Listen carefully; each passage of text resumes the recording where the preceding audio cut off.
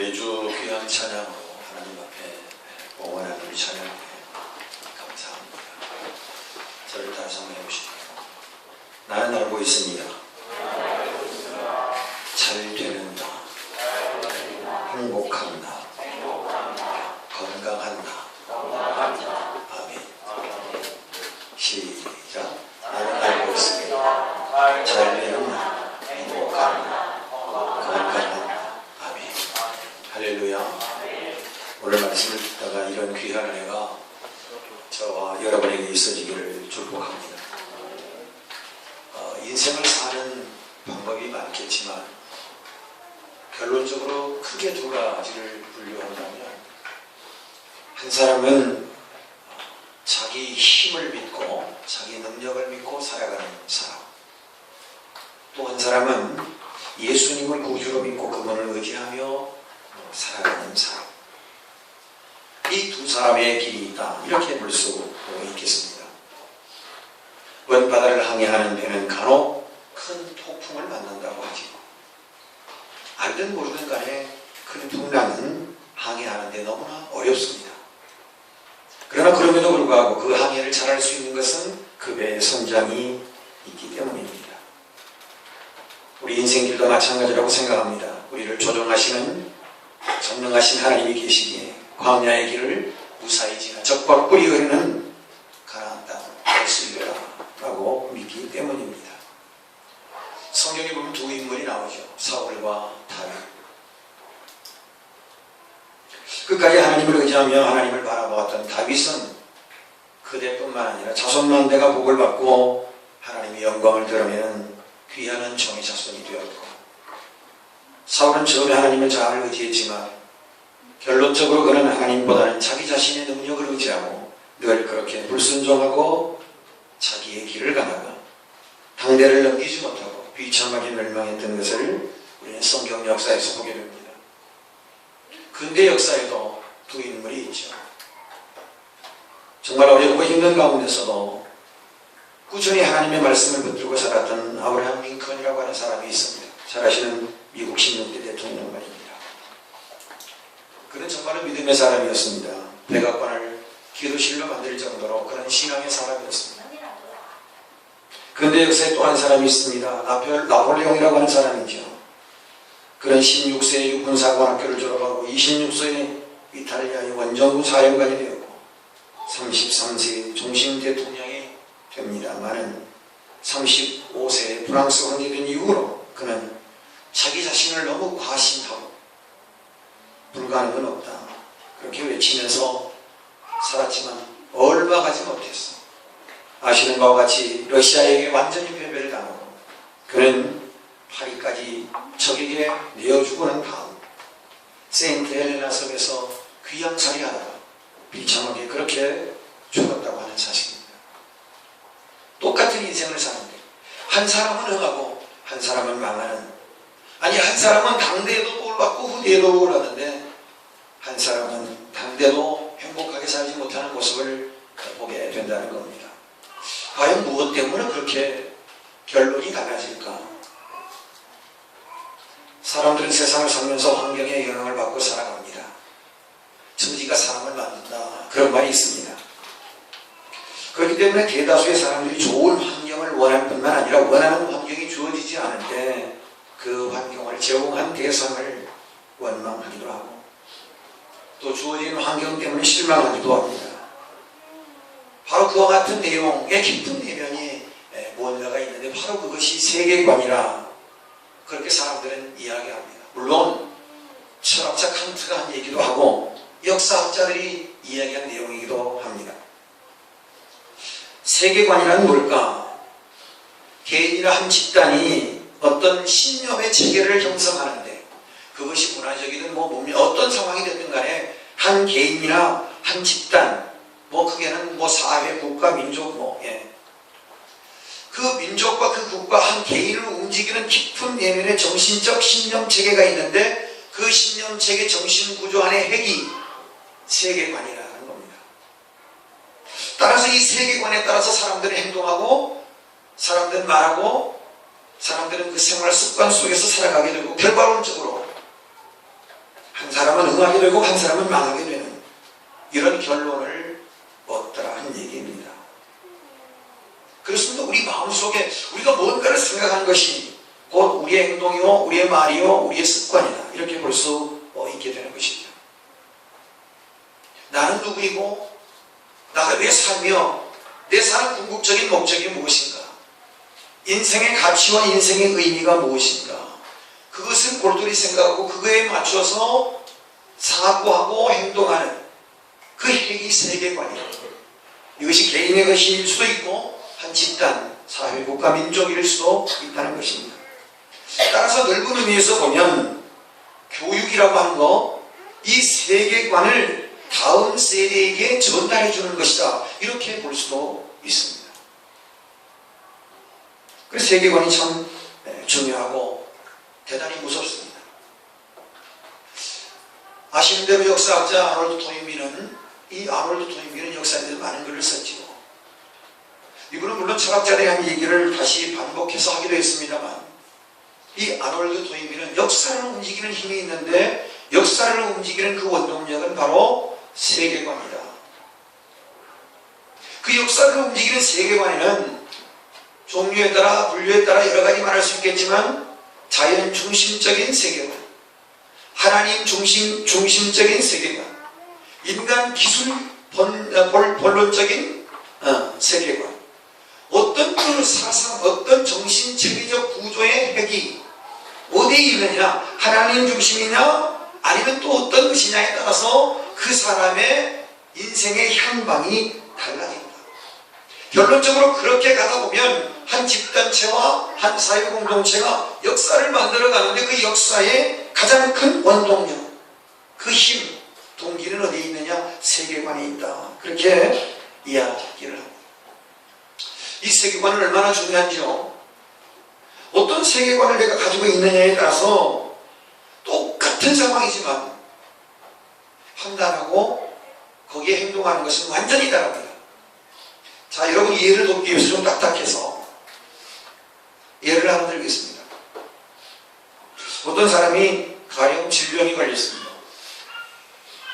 그런데 한 사람은 병원을 찾아갑니다. 그런데 한 사람은 무당을 찾아갑니다. 왜 그럴까요? 그 사람의 세계관 때문에 그렇습니다. 병원을 찾아가는 사람과 무당을 찾아가는 사람은 그 정신적 사고체계 속에 그 사람이 가지고 있는 인간 본질의 가치관과 의미에 대한 해석이, 그 세계관이 어떤 방향을 갖고 있느냐에 따라서 그 세계관에 의해서 움직여진다 하는 얘기입니다. 그래서 우리는 똑같은 사건을 보고서도 그 내용을 보고서도 생각이 다를 수 있고 인생관도 역사관도 우주관도 다를 수 있다 그 말입니다. 그러나 성경에 수많은 사람들의, 믿음의 사람들의 삶의 내용을 살펴보면 그들은 주어진 환경을 거뜬히 물리치고 어떠한 좋지 못한 환경일지라도 그 환경을 거뜬히 물리치고 새로운 환경을 만들어갈 뿐만 아니라 그 환경 속에서 어렵고 힘든 고난의 환경 속에서 그것을 극복하고 하나님의 은혜로 그 환경을, 지옥 같은 환경을 천국 같은 환경으로 만들어내는 사람은 어떤 세계관을 가진 사람이냐? 하나님 중심, 하나님을 의지하는 세계관을 가진 사람은 그 환경을 추구해서 극복하면서 살아가라 하는 얘기입니다.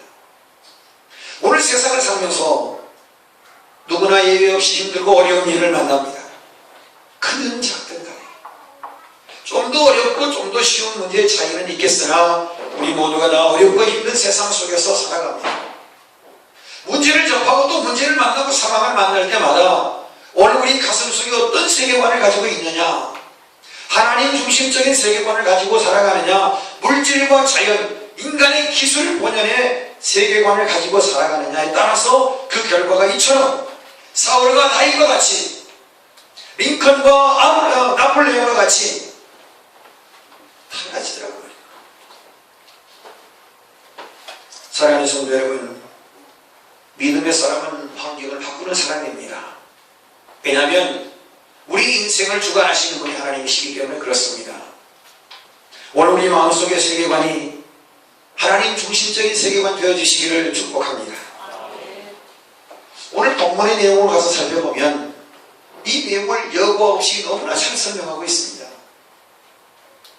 저와 여러분이 잘 아시는 대로 여러분, 요셉이라는 사람은 어떤 사람입니까? 요셉이라는 사람은 10대 때 형들의 미움으로 생각지도 않은 노예 신분으로 애굽으로 팔려갑니다. 죽이려는 형들의 무서움 앞에 간신히 천신만고 끝에 생명을 얻었습니다만, 그러나 그런 뜻하지 않게 정말 낯설은 땅 이방으로 팔려갔습니다. 그리고 보디발 집에 팔려가서 그 집에서 가진 고생하지만 그는 신임을 얻게 되었고, 신임 얻은 그 이후에 또 다른 그런 환난 고난을 겪어야만 했습니다. 감옥에 갔습니다. 감옥에 가서도 그런 변함없이 하나님 바라보며 살았죠. 그리고 간수장이 되어서 간수들과 함께 지냈던 일들을 2년 동안이나 묵고 지냈던 간수들 앞에서 끝까지 신뢰하고 신임하면서 하나님 의지하면서 살았던 사람 요셉입니다. 그리고 드디어 총리 대신이 되었습니다. 여러분, 이쯤 되면 출세한 사람 아닙니까? 여러분, 옛말에 금의 환향이라는 말이 있습니다. 무슨 말입니까? 시골에서 어렵게 살다가 도회지에 나가서 성공하고 출세해서 정말로 번듯한 좋은 차 타고 선물 보따리 잔뜩 싣고 마을 사람들에게 잔치 베풀어주고 마을에 그럴싸한 회관도 지어주고 좋은 일 많이 하고, 여러분, 그런 사람 보고 금의 환향이라 그렇게 하지 않습니까? 요셉도 어찌 보면 금의 환향은 아니지만 낯설은 이국 땅에서 그런 대로 성공한 케이스 아니겠습니까? 그런데 때 맞춰서 철천지 원수 같은 자기 목숨까지, 아니 그래도 목숨은 살려뒀다고는 하나 얼굴도 모르는 생면부지의 이방 나라의 땅에 노예로 팔아버린 형들이 얼마나 미웠겠습니까? 여러분, 상상하기도 싫은 얘기 아니겠습니까? 그런데 어느 날 갑자기 그토록 미워하던 형들이 자기 발 앞에 와서 다 엎드려 있다는 것은, 이건 참 고무적인 일입니다. 고소한 일입니다. 당신들 나를 그렇게 힘들게 하고 골탕 먹이고 내가 이 수많은 세월 앞에서 고생하고 살았는데 이제 당신들 앞에 내가 안 갚음을 할 기회가 왔어. 잘됐어. 원수는 에라무다리에서 만난다고 하더니 당신들 정말 잘 만났어. 그렇게 얘기할 수 있지 않겠습니까? 그런데 요셉의 마음속에는 하나님 중심적인 기독교적인 신앙 세계관이 그에게 있었습니다.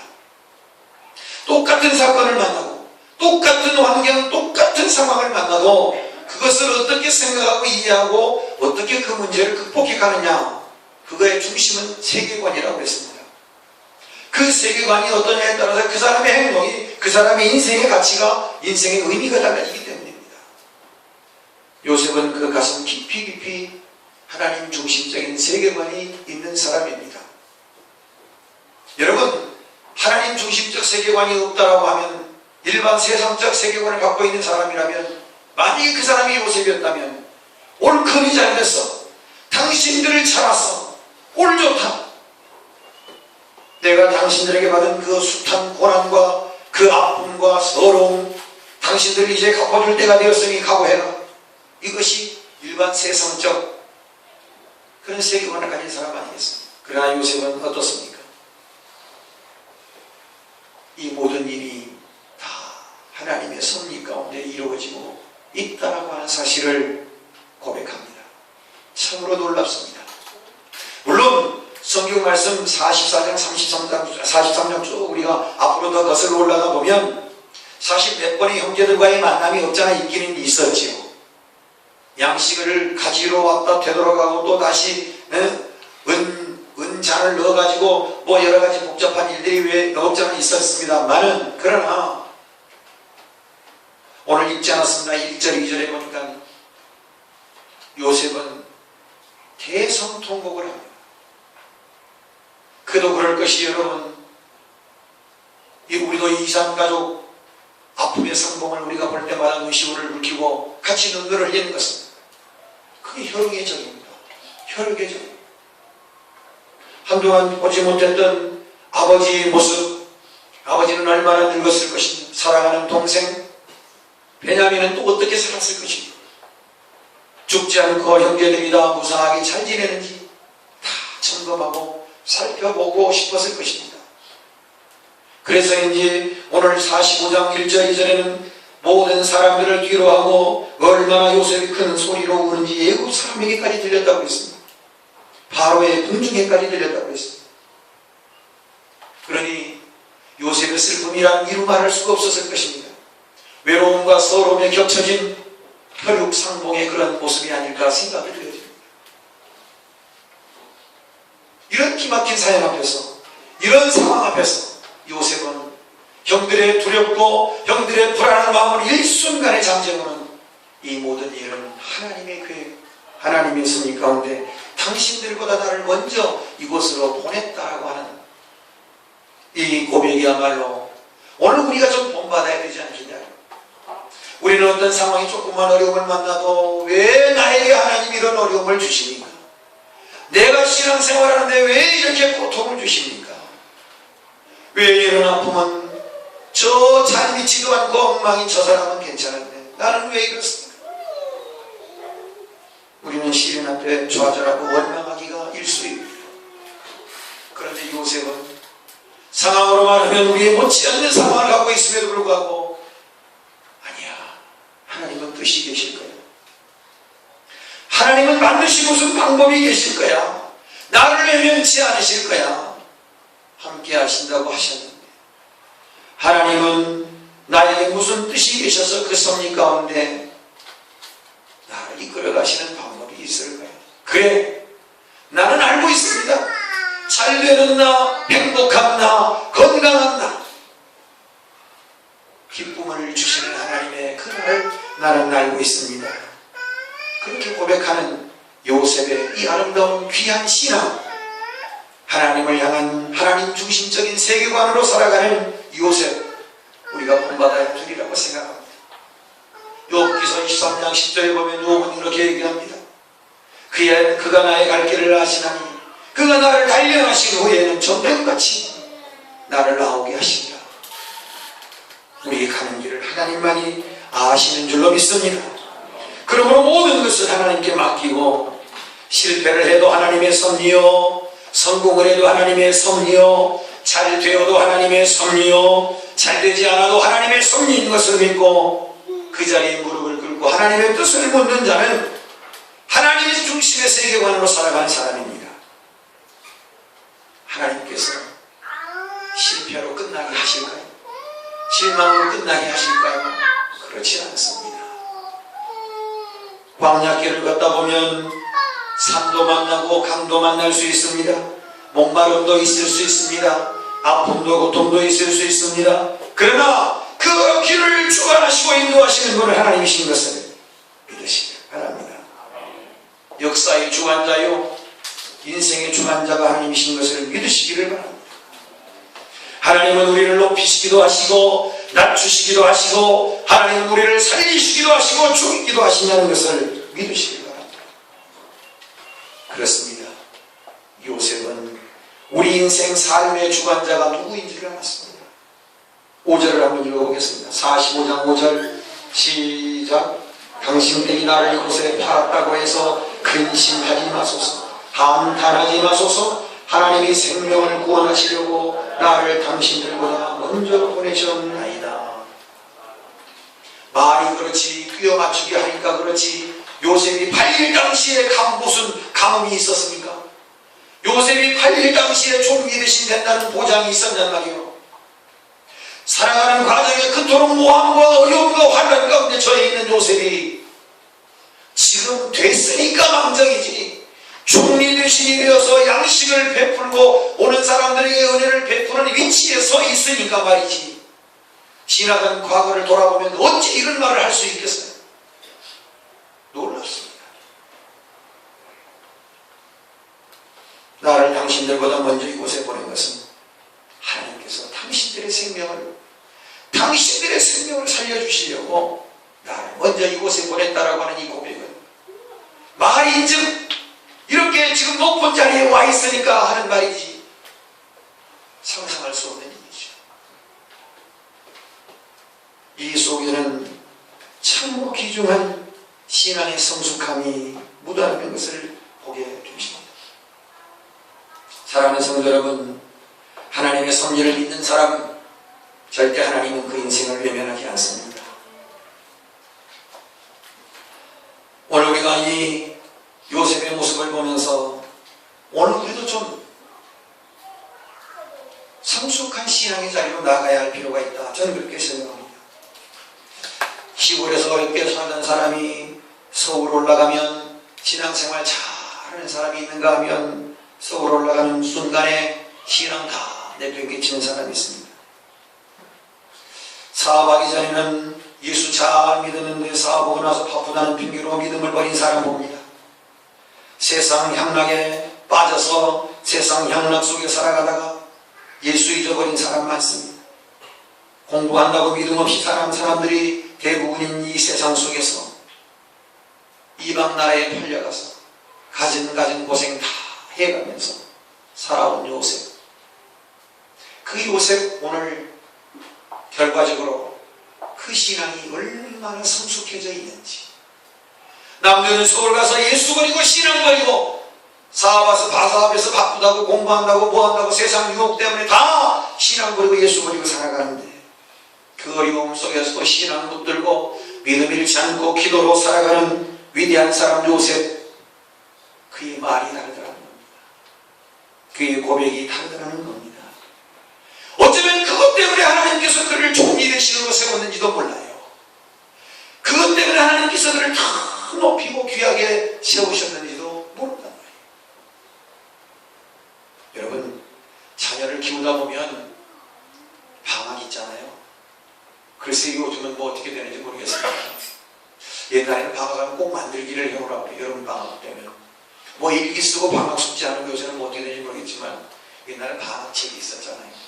일기도 빠지면 뭐 한 번에 열일치 20일치 쓰려면 얼마나 힘든지 똑같은 말 거짓말할 수도 없고 뭐 오늘은 어떤 사람은 날씨도 잘 몰라가지고 일기는 못 쓰더라도 달력에다가 해 그려놓고 구름 그려놓고 우산 그려놓고 우선 그건 해놔야 거짓말이 안 되니까. 여기 초등학교 선생님 계시는지 모르지만 선생님들 어떻게 그거 알겠습니까? 8월 14일 비가 왔는지 구름이 끼었는지 해가면 선생님이 어떻게 다 그 조사하겠어요? 60명, 40명, 50명 학생. 그런데 아이는 마음의 불안감 느끼고 느낀 뭐예요? 일기는 못 쓰지만 날씨는 안 해야 된다. 어제도 언니 만나고 오늘 또 동생 만나고 내일 언니 만나고 뭐 오늘은 곤충 채집했다 내일은 뭐 했다 뭐 둘러대기도 잘 둘러대고 그러잖아요. 아이들이 만들기는 잘 못해요. 그렇잖아요. 또 만들기뿐만 아니라 방학 숙제를 딱 주고 나면 아이들이 잘 어렵게 못하는 것들이 있어요. 그런데 아이들의 특성이 어떻습니까? 방학 시작할 때쯤 해가지고 아빠, 엄마 나 숙제 이거 있어 딱 던져놓고 중간에는 다 피차가 잃어버립니다. 그리고 내일 학교 가는 날 숙제가 뭐가 안 됐니 뭐 울고 부르고 이제 만들기는 어떻게 할 거냐 내일 학교 개학인데 큰일 났다 뭐 난리 나죠. 좀 한 며칠이라도 미리 얘기해주면 좀 해주련만. 내일 학교 갈 녀석이 숙제가 뭐가 안 됐니 뭐 어쩌니 그러면 또 부모는 또 네가 왜 얘기 안 했냐 방학 시작할 때 얘기했지 않냐 뭐 말다툼하다가 결국 누가 져요? 부모가 집니다. 한참 싸우다가 아이는 벌써 잠자리에 들어서 코를 쏙쏙 불고 자지요. 엄마 아빠는 어떻게 해요? 밤에 잠 한숨 못 자도 그 아이를 위해서 숙제 다 해놓고 주무십니다. 그렇지 않나요? 여기 계신 부모님들은 굉장히 독하시군요. 그게 부모 아닌가요? 자녀가 무엇하라고 부탁하면 상황이 어찌됐든 간에 아이는 자지만 부모는 잠을 이룰 수가 없는 그 아이의 내일 학교 숙제를 해줘야 되기 때문에 이게 부모의 마음 아닌가요? 하나님, 우리 하나님도 저는 그렇다고 생각합니다. 어려울 때 힘들 때 하나님을 찾는 이유가 어디에 있을까요? 하나님이 역사의 주관자라고 믿고 우리 삶의 인생의 주관자라고 믿을 때 하나님은 우리를 외면하지 않으신다는 것을 믿으시기를 바랍니다. 그런 상황이 우리에게 올수록 우리는 더욱더 성숙한 신앙의 모습으로 나아가야 된다 그 말입니다. 요즘 많은 사람들이 조그만 회사에 상관되어도 바빠서 예수 못 믿겠다고, 기업에 좀 높은 자리에 올라가면 또 바빠서 예수 못 믿겠다고 하고, 국회의원 되면 국정에 바빠서 예수 못 믿겠다고 하고, 권세와 지위가 높아지면 그것을 빌미로 형식적인 신앙은 또 면목상의 그리스도인은 되고 싶지만, 요즘 인터넷 보니까 가관이 아니고 거지 목사 부패 얼마나 잘못된 건 잘못된 거지만 얼마나 안티가 많은데, 뭐 하여튼 앞으로 뭐 대통령 되려면 교회에 다녀야 된다는 교회 핍박이 왜 그렇게 많은지, 잘못된 것이 있으니까 그러겠죠. 우리도 사실 자숙해야 될 부분이 없잖아 있어요. 솔직히 그 사람들에게 그렇게 원망과 시비거리가 된다는 것은 바람직하지 않아요. 사랑하는 성도 여러분, 어떤 상황 안에서도 흔들리지 마시길 바랍니다. 하나님과 나와의 관계가 바르게 되어져 있는가 늘 점검하면서, 어렵고 힘든 상황 속에서도 아이가 방학 숙제를 부모에게 맡긴 것처럼 하나님 의지하고 나아가는 자 하나님께서 밤잠을 주무시지 않더라도 우리 인생을 거두어 주시는 줄로 믿습니다. 하나님은 이 세상에 하나님이 택하신 구원받을 백성들을 위해서 때로는 가장 힘들고 어렵고 불행하고 처참한 그런 여정 가운데서 하나님은 우리를 지켜주시고 우리를 인도해 가신다는 사실을 믿으시기를 바랍니다. 사랑하는 성도 여러분, 하나님의 주권과 섭리를 믿는 사람, 바로 그 사람이 기독교적인 인생관을 가지고 살아가는 사람입니다. 오늘 인생의 삶의 주권자가 누구냐? 요셉은 알았습니다. 하나님이신 것은. 인생의 삶의 주관자가 하나님이신 것을 요셉은 알았단 말이에요. 여러분, 결과를 알고 있으면요 어떻게 합니까? 마음이 편합니다. 여러분, 제 방송 보시는 여러분 그 느낌 아시죠? 요즘 코미디언 뭐 내가 그 느낌 아닌가 뭐 어쩌고 하는 게 뭐 있더라고요. 여러분 오직 기도만 하시는군요. 텔레비하고 답이 멋있고, 내가 그 느낌 아닌가 뭐 그런 프로그램, 코미디언 프로그램. 여러분, 제 방송이 가지고 있는 특징이 뭐예요? 이미 다 알고 있다는 겁니다. 축구 경기가 치열하게 합니다. 나는 알고 있습니다. 지금 전반전이지만 2대1로 이겼다는 거. 그래서 자기는 모든 걸 다 거기에 2대1로 이겼다는 거에 대해서 평가를 합니다. 이미 알고 있는 결과. 요셉은 어찌 보면 하나님 중심적 기독교적인 세계관 속에서 우리 인생을 하나님이 어떻게 설계해 가시는지 그 과정은 잘 모르겠지만 결론은 하나님께서 우리를 행복하게 하십니다. 그래서 처음 시작할 때 이미 나는 알고 있습니다. 잘 되는 나, 행복한 나, 건강한 나. 시작. 이미 나는 알고 있습니다. 잠깐만요. 너무 은혜를 많이 받으셔서 그런 거예요. 아니면 만사가 귀찮아서 그러신 거예요. 설교는 긴 것 같지는 않은데. 한번 잘 길어서 외우기가 어려우세요? 나는 이미 알고 있습니다. 잘 되는 나, 뭐하는 나, 행복한 나, 건강한 나. 세 가지니까 쉽지 않아요. 더 하려다 세 가지 모르겠으니까. 가슴에 손 얹고 우리 선포합시다. 우리가 입술로 하나님 앞에 선포하면요, 하나님은 이 말에 우리의 삶을 책임져 주실 줄로 믿습니다. 선포합시다. 나는 이미 알고 있습니다. 손 안 대는 분이 계시네. 가슴이 약간 좀 찔리신가요? 가슴에 손 딱 얹고 시작. 나는 이미 알고 있습니다. 잘 되는 나, 행복한 나, 건강한 나. 아멘. 아멘. 제 방송을 보는 기분처럼 요셉은 하나님께서 나를 우여곡절 끝에 어렵고 힘들지만 하나님은 나를 반드시 세울 것이라는 확신이, 성숙한 신앙 안에 그에게 있었다고 하는 사실입니다. 역사의 배후에 하나님의 손길을 의식하고 사는 사람은 절대로 낙심할 수가 없습니다. 죄를 이길 수가 있어요. 세상을 이길 수가 있어요. 이미 알고 있는데 하나님은 나를 이기게 하시고 행복하게 하시고 나에게 행복한 사람을 만들어 주신다는 이 사실을 알고 있는데 내가 어떻게 낙심할 수 있어요? 내가 어떻게 죄를 지을 수 있어요? 어떻게 내가 세상에 질 수 있어요? 역사의 소용돌이와 회오리가 있어도 절대로 흥분하지 않아요. 왜? 하나님이 나를 승리하게 하시니까. 이미 결과를 알고 있는 사람은 절대로 흥분하지 않아요. 절대로 세상에 질 수가 없어요. 절대로 낙심하지 않아요. 왜? 결과를 알고 있기 때문입니다. 그렇습니다. 믿음은 주어진 상황에 대한 복음적인 이해입니다. 우리에게 어떤 상황이 주어졌다 할지라도 역사의 주관자이신 하나님의 계획과 섭리에 의하여 역사가 진행되고 있음을 알아야 할 것입니다. 마태복음 10장 29절 말씀에 참새 2마리가 한 아스라리온에 팔리지 않느냐, 그러나 너희 아버지께서 허락하지 아니하시니 그 하나도 땅에 떨어지지 아니하니라. 할렐루야.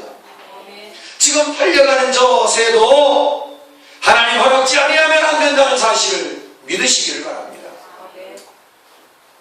인생의 삶의 주관자가 하나님이신 것을 요셉은 알았습니다. 두 번째, 요셉은 우리 인생이 살아가야 할 삶의 목적을 깨달았습니다. 7절 말씀을 같이 읽겠습니까? 시작. 하나님이 그 구원으로 당신들의 생명을 보존하고 당신들의 후손을 세상에 두시려고 나를 당신들보다 먼저 보내셨나니. 여러분, 오늘 우리가 살아가는 목적이 뭡니까? 여러분, 왜 사세요? 왜 사냐고 묻거든 죽지 못해 산다고, 왜 사냐고 묻거든 나도 모른다, 그렇게 삽니까? 하나님은 우리를 사랑하시되 우리가 어떻게 살아가야 할지를 알게 하시는 사랑의 하나님이신 줄로 믿습니다. 오늘 많은 그리스도인의 질문이 바로 난 삶의 목적을 모르겠다. 왜냐하면 하나님께서 나에게 그렇게 복을 주시고 사랑하셨다면 나를 좀 편안하게 하실 텐데 왜 이렇게 나는 한 일마다 꼬이는지 모르겠다. 어려운지 모르겠다. 하나님 나를 사랑하신다고 하면서 왜 나에게 이런 시련을 주시는지 모르겠다. 그래 나는 참 어떻게 살아야 할지 삶의 목적을 알 수가 없다. 근데 여러분, 요셉의 삶을 보면 제가 시간 관계상 다 말씀드릴 수는 없지만 요셉은요, 성경 말씀 어디를 보아도 불평하지 않아요. 원망한 곳이 없어요. 여러분, 성경을 한번 보십시오. 요셉의 생애를 보십시오. 여러분, 누명을 썼어요. 보디발의 아내가 뭐예요? 잘생기고 미남인 요셉을 요즘 말로 꼬드겼어요. 요셉? 쫓아다니면서. 요셉이 굉장히 핸섬했나 봐요. 요셉이 굉장히 요즘 뭐라 그러죠? 젊은, 하여튼 꽃미남? 꽃미남. 하여튼 그랬나 봐요. 그랬더니 보디발 아내가 계속 쫓아다니고 하니까 어떻게 해요? 마님, 이러시면 아니 되옵니다. 보고 코미디도 그러겠지만 여기서 이러시면 안 됩니다. 이러시면. 그런데요, 이 보디발의 아내가 이 요셉의 겉옷을 잡았어요. 그러니까 이러시면 안 됩니다 하는 순간에 옷이 벗겨졌나 봐요. 그랬더니 말이요, 완전히 전세가 역전이 되었어. 요셉 저 나쁜 녀석이 말이에요. 보디발이 돌아오니까 말이요, 저 나쁜 녀석 말이요, 당신 눈이 뼈지 말이야. 성경에는 없지만 나를 겁탈하려고 말이야. 여러분, 이쯤 되면 어떻게 해요? 막 성질 급한 사람은 옷 다 벗어지고 나를 죽여! 내가 언제 그랬어? 여러분 누명 한번 써보실래요? 누명? 교회 앞에다 누가 엄청나게 변을 보고 왔다고 그 암괴 집사님이 오느라고 여러분 그러면 그 다음 주부터 교회고 그냥 전국 신앙이 다 내려놓고 하나님 죄송해요. 여러분 그러죠? 누명 한번 써보실래요? 누명? 오해는 뭐가 누명 한번 써보실래요? 죽는 거예요. 더더군다나 종놈이 상전의 부인을 건드렸어. 아니 진짜 그랬냐고요. 그런데 그렇게 뒤집어 썼다고 여러분 생각하면요, 그 다음날 이 상상이 바뀌기는 얼마나 힘들었겠어요. 그런데도요, 감옥에 들어갔는데도요, 어쩜 이렇게 살 수 있어요? 불평하네. 따라합시다. 나는 이미 알고 있습니다. 아유, 따라하세요. 따라하면 나는 이미 알고 있습니다. 요셉은 철저한 하나님 중심적인 세계관을 가진 것 같습니다. 인생의 주관자가 하나님이시여 우리 인생에 왜 살아야 하는지를 가르쳐주신 하나님, 그분은 변함없으신 분인 것을 요셉은 알았던 것 같습니다. 원망하지 않았어. 결국은 나가 나중에 잘 될 건데 뭐, 결국은 내가 행복할 텐데 뭐, 세상을 이기고 시험을 이기고 죄를 이기는 힘이 바로 하나님 주신 목적을 깨달을 때, 오늘 우리에게 주신 사명을 깨달을 때 우리는 담대해질 수 있는 줄로 믿습니다. 놀라운 것은요, 원망하거나 불평하면요 사단이 좋아한대요. 사단이. 그래서요 사단이 다 대기를 하고 있다가 누가 원망하잖아요. 김 집사님이 원망하잖아요. 그럼 거기로 쏙 들어가요. 그러니까 더 원망하고 불평하게 만들어요. 원망과 불평은 누가 좋아한다고요? 아이고 이놈 모세, 그러는 순간에 사단이 쏙 들어가요. 그래 이 세상 썩을 세상 뭐 너는 하는 일마다 안 되고 넌 왜 그러냐 뭐. 여러분 원망하지 마세요. 나머지 분들은 다 원망하시는 거예요. 불평하지도 마세요. 여러분 요셉은 기구한 운명이라고 생각이 되어질 그런 상황에서도 불평하지 않았어요. 오늘 7절에 하나님이 큰 구원으로 당신들의 생명을 보존하고 당신들의 후손을 세상에 두시려고 나를 당신들보다 먼저 보내셨나는데, 이 기도가, 이 고백이 한순간에 이루어지는 게 아니잖아요. 그런 일생을 통해서 늘 그렇게 살아왔던 것 같습니다. 사람이 사명을 알고 살아갈 때 모든 삶의 의미가 달라집니다. 그렇기 때문에 사명감이 투철한 사람, 그 사람에게는 실망과 잔일이 없습니다. 군인들이 전쟁을 할 때도 사명감이 투철한 군인은 전쟁에서 이길 수 있습니다. 여러분 오늘 우리 사명을 알고 살아갈 때의 삶의 의미가 달라진다는 사실을 기억하시길 바랍니다. 왜 인생을 사냐고요? 하나님 주신 사명 때문에 살아간다라고 우리 고백할 때 우리 인생이 달라진다는 것을 믿으시기를 바랍니다. 요셉은 무명을 쓰고 어려움을 당하고 감옥에 갇혀 있을지라도 하나님은 반드시 나를 통해서 우리 가정을 살리고 민족을 살릴 줄로 믿습니다. 그 고백을 했던 사람입니다. 하나님 지금은 어렵지만 하나님은 반드시 하나님의 영광을 부족한 나를 통해서 보여주실 줄로 믿습니다. 내 믿음이 연약하고 내 기도가 부족하고 내 신앙, 내 믿음의 열정이 좀 부족할지라도 하나님 내게 주신 사명을 잊지 말게 하시고 그 사명 때문에 내 인생이 복을 받게 하옵소서. 결과적으로 하나님이 나에게 주신 사명 때문에 내가 행복하고 내가 건강해집니다. 나는 이미 알고 있어요. 요셉은 그런 신앙의 고백을 하고 살았습니다. 오늘 저와 여러분도 그런 고백을 하실 수 있기를 바랍니다. 누구보다도 복음의 열정을 가지고 살았던 사람, 바울 사도. 그 사람은 나중에서 하나님의 사명을 깨달았어요. 얼마나 어렵고 힘든 일이 많았는지 모릅니다. 그러나 그 사명을 깨닫는 순간에 하나님께서 능력도 주시고 권능도 주신 줄로 믿습니다. 그래서 그는 그렇게 말합니다. 내게 능력 주시는 자 안에서 내가 모든 것을 할 수 있느니라. 어려운 상황을 만날 때 그는 늘 사명을 떠올렸습니다.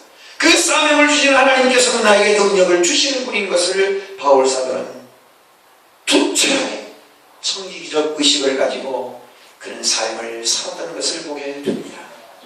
환경을 극복하는 힘 어디에서 올까요? 하나님이 내게 주신 사명을 발견할 때입니다. 세 번째, 요셉은 언제나 최선의 모습으로 살았습니다. 8절 말씀을 읽습니다. 시작. 그런즉 나를 이리로 보낸 이는 당신들이 아니요 하나님이시다. 하나님이 나를 바로에게 아버지로 삼으시고 그 온 집의 주로 삼으시고 오해고 온 땅의 통치자로 삼으셨다. 내가 끌려온 것도, 내가 감옥살이 한 것도, 내가 누명을 쓴 것도, 결과적으로 내가 총리 대신이 된 것도 다 하나님의 섭리 가운데 이루어지고 있으니 내가 어찌 게으르게 살 수 있느냐는 거예요. 감옥에 가서도 최선을 다하고 성실하게 살았더니 간수장들이 이 요셉을 신임합니다. 보디발의 아내 집에 들어가서도 그가 욕을 했지만 뿌리치고 끝까지 그가 성실하게 살았습니다. 하나님의 섭리, 하나님이 주권 안에 움직여진 것을 알 때 성실하게 살 수밖에 없어요. 하나님이 주신 사명인데 그것을 소홀히 게을리할 수가 있겠습니까? 그는 종국적으로 종리 대신 일해도 나라를 섬기고 왕을 섬기고 백성을 섬기는 이 일에 최선을 다했습니다. 그래서 6년 7년 동안에 그들은 가뭄을 걱정하지 않고 요셉을 만나서 애굽 사람들, 애굽 때문에 야곱의 가정이 복을 받았다고 하는 사실은 얼마나 그가 하나님 앞에서 사명 속에 성실하게 살았느냐 하는 겁니다. 사랑하는 성도 여러분, 오늘 우리가 어떤 일을 만나도 이것도 하나님의 섭리라고 생각하시고 우리 기독교인 신앙인들에게는 우연이라는 건 있을 수가 없습니다. 제 일이 잘 안 될 때도 하나님의 섭리로 알고 반드시 일 끝에 하나님께서 우리를 나를 세우시고 나에게 좋은 일을 주실 줄로 믿고 하나님의 섭리를 바라볼 줄 아는 저와 여러분 되시기를 바랍니다. 세상을 살아갈 때 여러분 우리가 최선을 다해 살아가는 모습이 하나님 보시기 아름다운 일인 줄로 믿습니다. 요셉이 그렇게 살아간 말이에요. 아버지에게는 충성스러운 효자였고 형제간의 우애를 지켰고 그가 팔렸을 때에도 최선을 다해서 살아왔던 모습을 우리는 보게 되지 않냐고 말이에요. 오늘 자기 발 앞에 꿇어엎드린 형님들 앞에서도 최선을 다해서 위로를 합니다. 괘씸하니 이런 나쁜 형님들 말하지 않습니다. 그들을 위로합니다. 여러분, 성실한 사람은 어떤 상황에서도 좌절하지 않습니다. 실망 중에도 포기하지 않습니다. 어떤 상황에서도 노력, 결심, 열정으로 살아가는 사람, 그 사람이 기독교적 세계관으로 살아가는 사람입니다. 이것이 내 인생을 움직이는 원동력이요 역사를 움직여가는 원동력이 되는 줄로 믿습니다. 우리가 쉽게 좌절하고 실망하는 것 중에 노력하지도 않고 결과만 예측하여 좌절하는 경우가 참 많습니다. 해보지도 않고 이건 이렇게 저 해보니까 안 되고 우리가 기도하고 일을 추진한다면 어떤 상황 속에서 과정을 두려워하지 말고 하나님께서 반드시 기도한 응답을 이루어 주시는 확신이 있다면 그 사명감 속에서 최선을 다하는 길, 하나님 기뻐하시는 일인 줄로 믿습니다. 미리 겁내지 마라 그 말이에요. 우리가 잘 아시는 대로 불평하고 원망은 어디서부터 옵니까? 노력하지 않고 결과를 예측하기 때문에 그렇습니다. 여러분, 우리가 잘 아시는 대로 도산한 차우선생님을 너무나 잘 알고 있지 않습니까? 땅이 혼란스럽습니다. 끝이 안 보입니다. 많은 젊은이들이 길거리로 뛰쳐나왔습니다. 이 나라 꼴이 무슨 꼴입니다. 하나같이 이야기합니다. 우리나라에는 인재가 없어. 우리나라에는 지도자가 없어. 그때마다 도산한 차우선생은 젊은이들 앞에 그렇게 얘기한다고. 여러분, 세상에 인재가 없다고 말하지 말고 당신이 인재가 되라고. 젊은이들이요, 세상에 인재가 없다고 말하지 말고 너 자신이 인재가 되라고. 돼지를 쓴 펄복이라는 여사는 그렇게 말했습니다. 세상이 어둡다고, 세상이 차같이 어둡다고 말하지 말고 당신이 한 자루의 촛불이 되어라. 사랑하는 성도 여러분, 너무 지레짐작 결과만 가지고 얘기하지 말고 요셉처럼 어떤 상황 속에서도 용기를 잃지 말고 신앙을 잃지 말고 성숙한 신앙으로 우리 인생의 주관자가 하나님이신 것을 믿으시고 우리 인생의 목적이 사명으로 하나님 주신 사명으로 살아간다는 것을 믿으시고 어떤 상황을 만나도 열심히 성실하게 살아가면 하나님은 우리를 지키시고 인도해 주실 줄로 믿습니다. 여러분, 스티븐슨이라고 하는 사람이 쓴 책을 여러분 잘 아시죠? 지킬 박사와 하이드라고 하는 책 말입니다. 지킬 박사는 사람이 참 선하고 착한 사람, 소설 속에 나오는 사람입니다. 그런데 이 사람은 아주 신비한 마약을 갖고 있습니다. 밤만 되면 마약을 먹으면 나쁜 사람이 되었어. 그렇게 세상을 살아. 아침이 되면 또 환원제 약을 먹으면 다시 지킬 박사로 돌아옵니다. 그런데 어느 날 약도 먹지 않았는데 갑자기 지킬 박사가 하이드가 되어버립니다. 나쁜 사람이 되는 거예요. 아무리 환원제를 먹고 또 먹어도 돌아오지 않습니다. 이게 지킬 박사와 하이드의 신뢰 아닙니까? 여러분, 우리 신앙이 그렇다고 저는 생각합니다. 신앙이 열심히 살아가면 신앙이 나를 이끌어가고 하나님이 우리를 이끌어 가시지만 이쪽 갔다 저쪽 갔다 교회 왔다 세상 살다 믿음에 있다 유혹에 갔다 왔다 갔다 지킬 박사가 되었다 하이드가 되었다 나중에는 되돌아오지를 못해요. 아무리 환원제를 먹어도 하이드는 하이드로 남아버리는 거예요. 지킬 박사가 되지 못하는 거예요.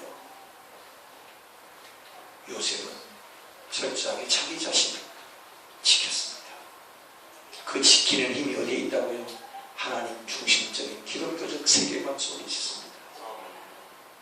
어떤 어려움 속에서도 하나님만을 바라보고 오늘 세계관을 갖는 저와 여러분 되어주시기를 주님의 이름으로 축복합니다. 걸어가신 주님 감사합니다.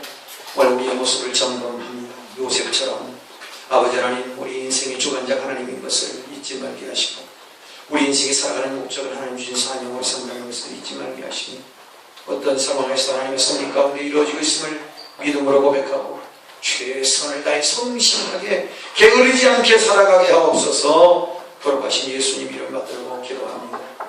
아멘.